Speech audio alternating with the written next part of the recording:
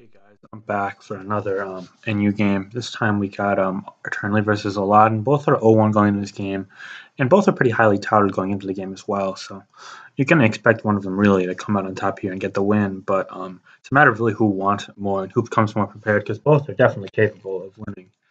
But I'm looking at teams. Elodin seems quite weak to Comfy, seeing as he has no fairy resist and also like no really like thing that toxic it without taking quite a bit of damage. I mean, like usually I prefer having a steel type on pretty much every team and then you know it is, but I guess it's possible to not have it, but then you have like a passive toxic, or at least I guess Zatu fits the bill. But you need Zatu so much on a team like this for stuff like Passimian, because I mean the other fighting resist is pursuit, like also pursuit weak and Rotom. It's not like a durable pursuit weak either, like Slowbro. So I feel like this team just kind of crumbles a bit to Eternally's team in the face of Sceptile plus Comfy, especially with Passimian support with U-turn and potentially Swords Dance and Incineroar. So yeah, I think Eternally is the matchup advantage, but I actually like a lot of the team a lot. It's cool because it's got Stealth Rock, Redigon, and then specially defensive Swords Dance Torterra, which is, in my opinion, a really underrated core. I like the specially defensive Swords Dance Torterra. It also is just a nice synergy with Passimian, Sneasel, and whatnot. A couple U-turn, Volt Switchers, etc. But Eternally's team is something that I helped him with. He made it, of course, but I approve. Really like Sceptile and Comfy against the stuff that Tangelo and Elodin used. And then it's just kind of standards for Swords Dance and Incineroar, which doubles as the Ice Cream check and a breaker. We got Zatu for fighters as well as Comfy. And Zatu also keeps rocks off, checks a number of things. Sceptile's like a Scald Switch in and an offensive presence, mainly the latter. Steelix for rocks, Steel type, check Sneasel, etc. And Simeon is just a Scarfer. Pretty common part for the course. You see both teams happen to have Simeon and Zatu, just showing how common they are in metagames trends. But anyway, let's get into the game. So we're going to see a lead Comfy from Eternally into Druddigon, which is a nice start. I mean, again, no fair resist. You're free to just train off the draining resist. The Tower is almost max special defense. Turn 1, just get a 20% chip off. And then he goes for a Calm Mind right off the bat, expecting Stealth Rocks. Or actually, wait. No, I bet he was expecting Sneasel or Rodent to double in on the incoming Zatu, actually, which would have made a lot of sense. But anyway, Zatu comes in, probably just thinking, okay, he might go to Torterra or his own Zatu. This is just kind of a safe middle ground here. And then Draining Kiss +1 does 55%. You turn on out, and the Torterra comes back in. Now, not very threatened, as you see. And Zatu comes in here on an Earthquake, pretty much taking nothing. You imagine you see a Toxic or a U-turn here. However, U-turn seems more likely, seeing as he might be scared of the opposing Zatu coming in. He goes for U-turn, gets a crit on the Rotom. And now we see Incineroar come in, and this is a big turn. That specs damage from opposing Rotom. Volt Switch doing 48 is a ridiculously high amount. So that is of note. But on top of that, you also have Eternally's Incineroar set is Z Flablets, which is really cool here because the Druddigon is not likely to come in, because if it comes in on a Swords Dance, it could die to +2 Insinium.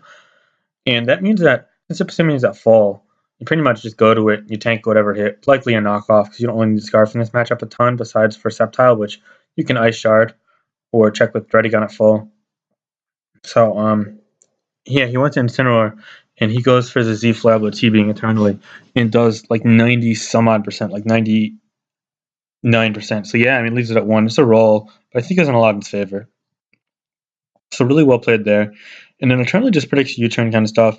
He goes to Steelix, a nice mid-ground, and he can't get the curse off, so he can't start threatening rocks. And now the Mold Breaker Rocks from Druddigons comes up, but Eternally's backing the pressure with the Comfy. Probably just fire off a Draining Kiss there, just get some chip. Yep, 29% with +1. And we're going to see now 49% Earthquake.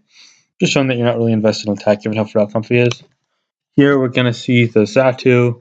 I'm just going to pause for 1 second. I'm back. So yeah, we're going to see an Earthquake into Zatu again, which seems to be favorable for the Eternally side. Are we going to see Toxic here? Nice.